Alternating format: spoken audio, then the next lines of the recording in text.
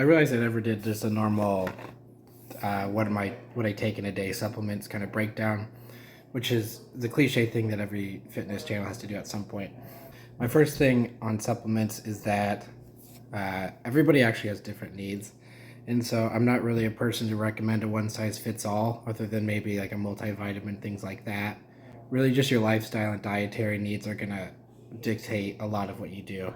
I'll also say I'm definitely somebody who goes a little overboard on this. I don't really think everything that I take is strictly necessary. So these are just kind of my general run of the mill, like general health supplements. I've got a daily multivitamin here. That's kind of a given. Biotin specifically for hair and skin. So that's a vanity driven one. Vitamin D, that's just something that a lot of people are deprived of. I like to be outside, but I can't always consistently be outside. So I just like to make sure I've got a little extra insurance on a daily basis. And I notice this helps a lot with kind of inflammation and energy, just like regulating my sleep cycle. And then a probiotic, which I think is actually the most important of all the things.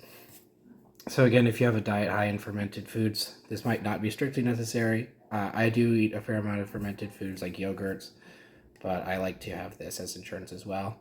It's not about what you take, it's about what your body actually assimilates. The more of a gut environment that you have, the better chance you have of actually absorbing all these nutrients. So without these, it's really not, nothing else really matters that much. So besides the general health and digestion, I would break it down. This is basically what I'd call kind of my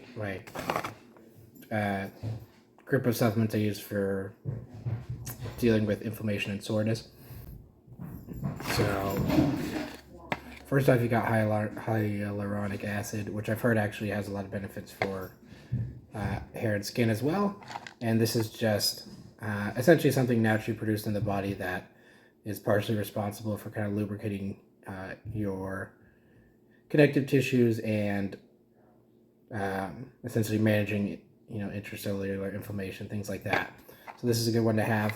I definitely feel the difference in terms of just joint soreness, which is a big issue that I have a lot of times. L-citrulline is just good for a few different things. It essentially is a amino acid that really promotes better circulation, which I think is always good for everyone. There's been a lot of research on this regarding kind of exercise tolerance. Apparently it helps a lot with aerobic efforts, just because you have that better, better circulation and better vascular functioning. I also noticed that it helps a lot with bodybuilding, muscle building. It's really good for kind of getting a pump. And I generally feel a little bit less sore in the day as well, just because the blood's flowing better, I have better circulation. Last two big ones here, omega-3s. This is something that honestly everybody should have in their diet. There's really not a lot of people who are eating enough like omega-3 rich fish or certain nuts, and so this one's just great as a general anti-inflammatory. This is definitely the one I think is most potent in terms of the anti-inflammatory.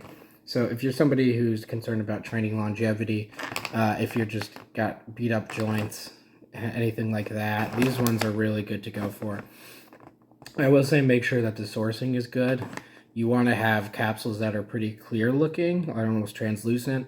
If they're really cloudy and hard to see through, like almost opaque looking, it's probably not a good source. And so it means it's just not being stored very properly and it's kind of become oxidized. So that's something to look out for when you're selecting your fish oils. This one is also a good one. Again, these are multi-collagen peptides, and these are pretty explicitly just for joint health maintenance. Obviously, collagen is a major component of your connective tissue health, and so this is just a supplement for that. A lot of the stuff I do is maybe not necessary for the average person. I just am somebody who's had a lot of mileage on my body, and so I find that I have a lot of small aches and pains in like my elbows or knees, ankles, things like that, and doing this really cuts down on that so that it's not that much of a problem. If I don't take those supplements for a few days, I start to kind of feel the difference in a bad way. Yeah. So I would go ahead and categorize these as my fatigue management stack. Again, this is pretty excessive. I think most people need maybe one or two supplements. I just kind of am interested in supplements, so I definitely take more than you would think. I'll go over this one first. A lot of the things I source are from bulksupplements.com, which I'm not sponsored by or anything, but it is a good place to get like really cheap, large amounts of supplements.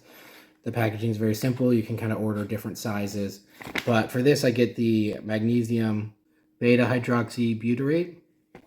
So this is exogenous ketones. I'm not on a ketogenic diet, but I am a little interested in supplementing with ketones just to see if it gives me a bit more energy.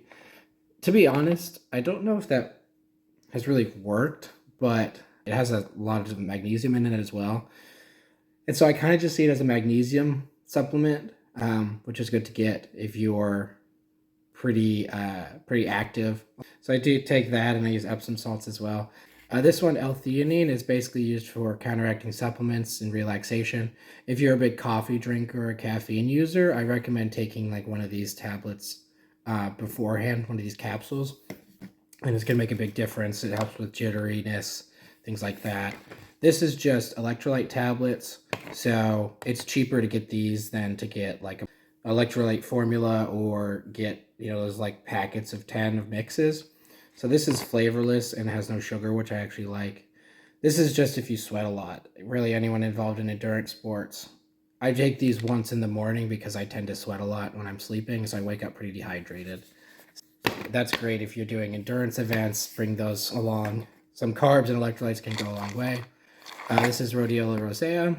There's research about this basically as helping people manage fatigue during exercise. So that's essentially its function. These are basically for, neurotransmitters. We've got L-tyrosine, which is the precursor to dopamine and norepinephrine, I believe.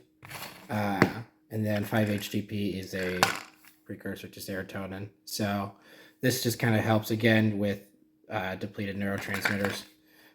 I don't think those are necessarily necessary for everybody. These are just things that have helped me.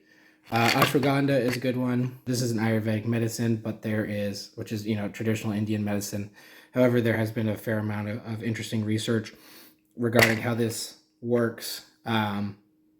Essentially I believe it manages cortisol levels, and that has helped a lot of people with chronic fatigue and kind of exercise recovery. Apparently, it also boosts testosterone.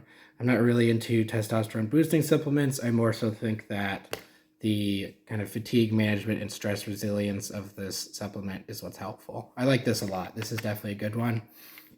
And again, something I'd recommend taking if you're a coffee drinker, either the L-theanine or the ashwagandha. I find that you can sometimes be a little bit drowsy from these. You almost get too relaxed. It's nothing crazy. It's not like a sedative, but like in the morning, if you're already drinking your caffeine, this is kind of a good mix so that you're not just blasting your cortisol levels to hell. The last two things are basically a sleep stack. I don't take these every day. Most of these supplements I take most days. I don't take all every day though. So we've got glycine, which is just an amino acid. It's just about improving sleep quality. Sleep is just really essential. And then GABA is, I believe, a neurotransmitter. I could be wrong on that one. Again, this is just for relaxation, sleep quality. These two you don't want to take during the day. These are just for falling asleep. And I will take these on nights where I really need some good sleep or I'm having a hard time falling asleep. In addition to, usually I'll take a small amount of melatonin. And all of that's just to improve sleep quality. It makes it so I can fall asleep faster and that I can have better quality sleep, which I've been a lifelong insomniac, so I really need that. Again, none of these supplements are for everybody. You probably don't need as many as I take. I probably don't need as many as I take, but I just thought I would kind of go over some of these because they're not the typical like whey protein, caffeine, creatine kind of stack that I see a lot of people take. So if you have any questions about any of these supplements, you can just comment below and I'll answer your questions.